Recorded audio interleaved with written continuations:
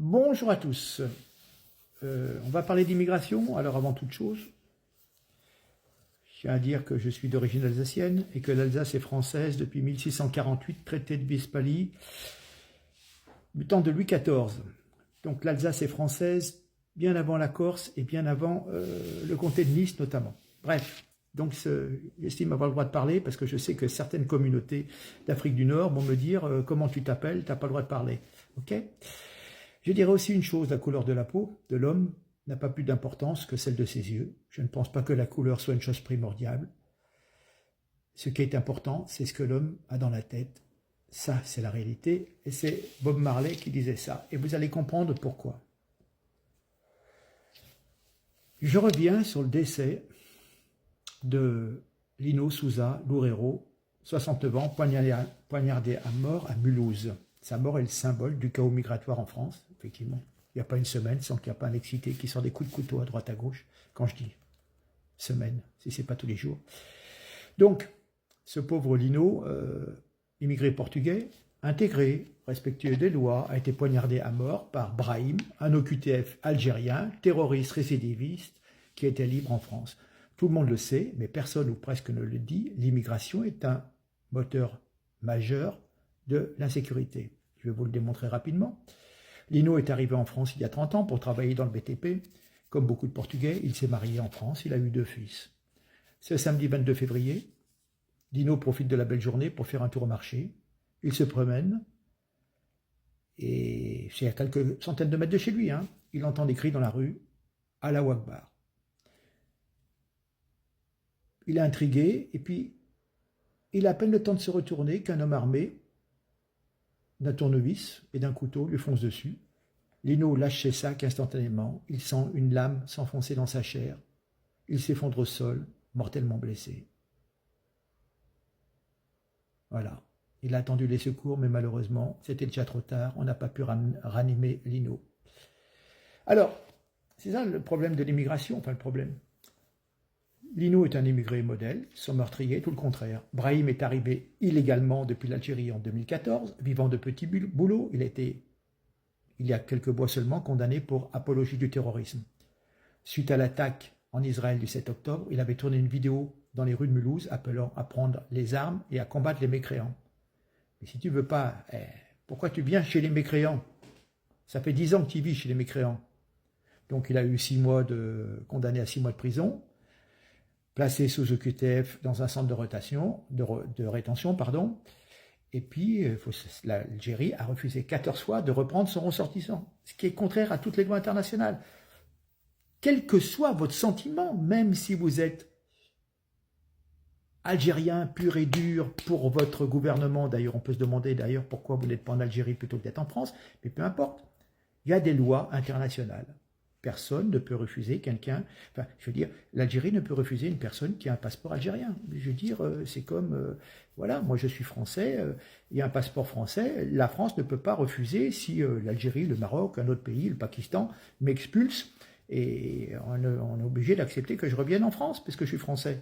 Idem au niveau de l'Algérie, c'est des lois internationales, c'est pas d'être contre les Algériens, contre l'Algérie, d'être islamophobe, d'être algérophobe ou je ne sais trop quoi, c'est une loi qui régit les relations internationales.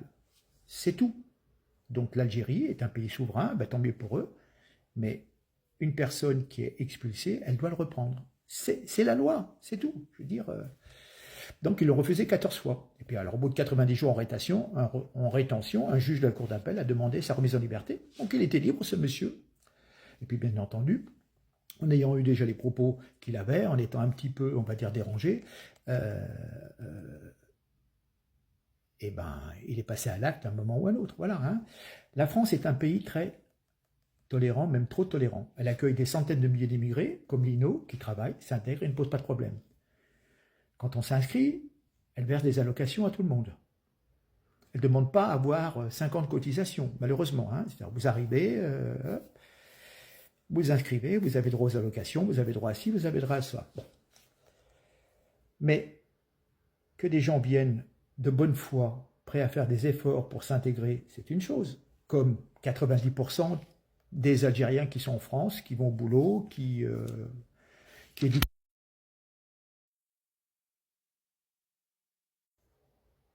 Oui, une petite coupure technique.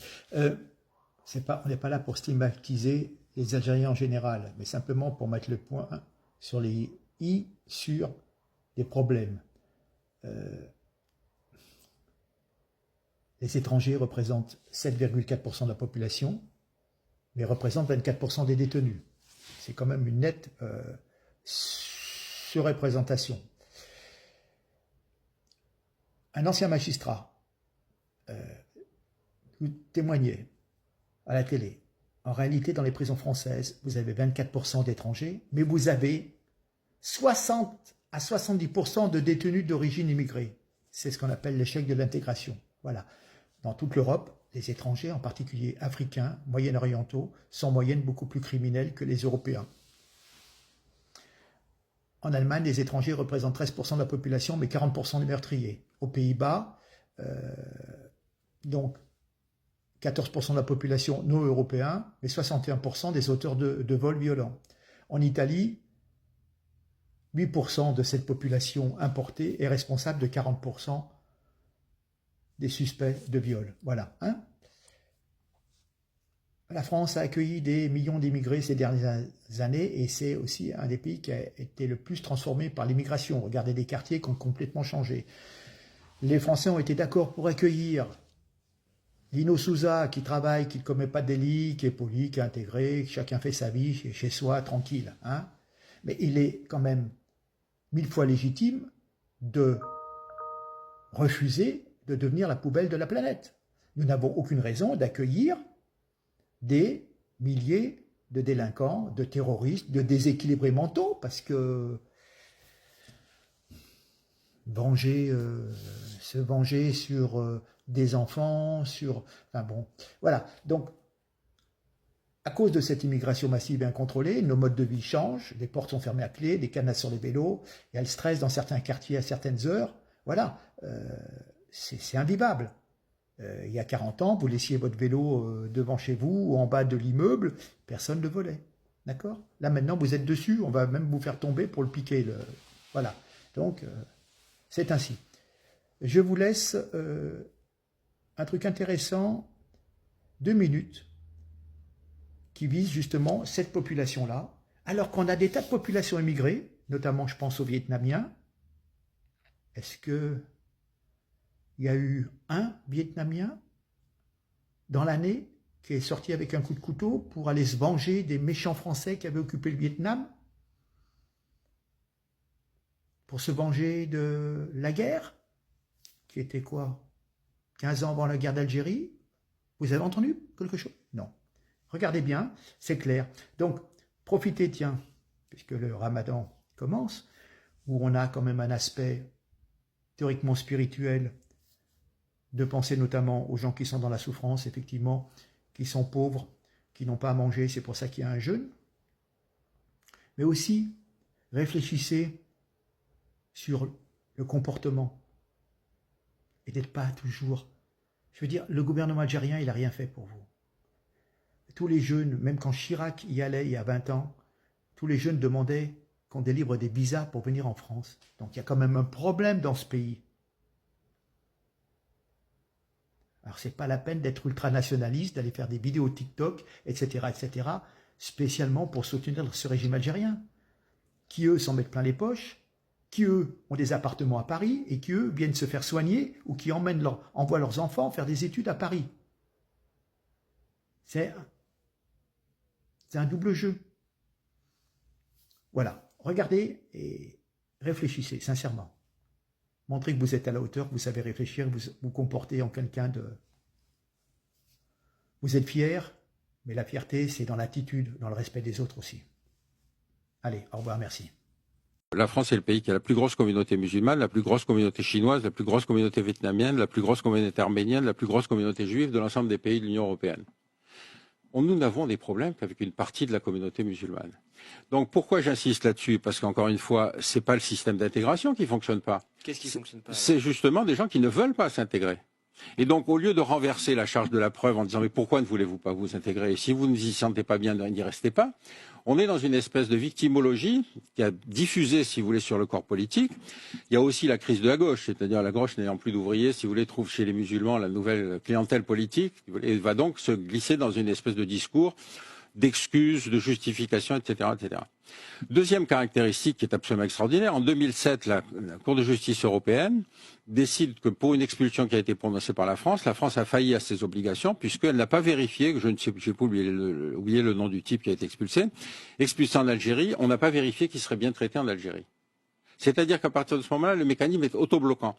C'est au pays qui veut expulser qui doit vérifier que quand s'il est accepté après laissez-passer consulaire, qu'il sera bien traité dans son pays d'origine.